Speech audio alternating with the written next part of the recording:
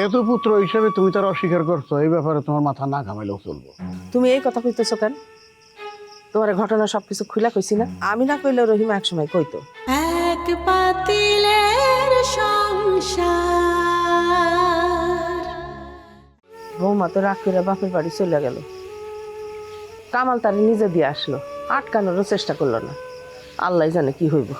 যাও বার্তাই হইব, যার বুঝ সে বুঝবো।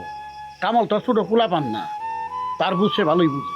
যাওয়ার সময় বৌমা চেহারা যেটা দেখলাম, মনে হয় না এই বাড়ি তার ফিরে যাবো। ওটা কামাল বুঝবে। যেহেতু পুত্র হিসেবে তুমি তার অস্বীকার করছো, এই ব্যাপারে তোমার মাথা না ঘামাইলেও চলবো। তুমি এই কথা কইতেছো কেন?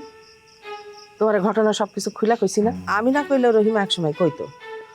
কামাল রে ওরা আমাদের কাছে রাখতো না, মাঝখান দিয়া তোমার জমি জমা সবকিছু নিয়ে নিত। একটা জিনিস খেয়াল করতো, তুমি অস্বীকার করার পরে কামাল কইলাম একবার ইন্তাজের আব্বা কয়ে ডাকে নাই, রহিমারও মা কয় নাই।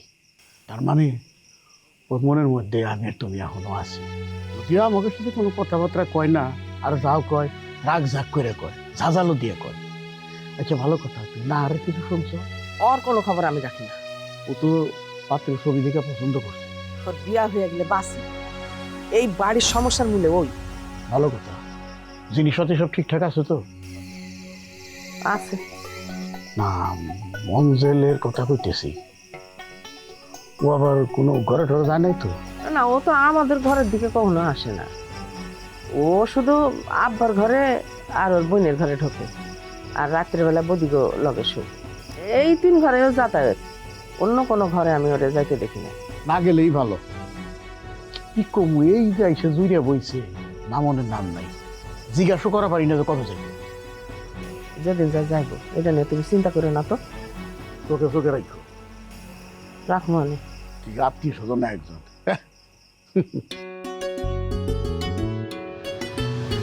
নিঃশ্বাস ফেলেন,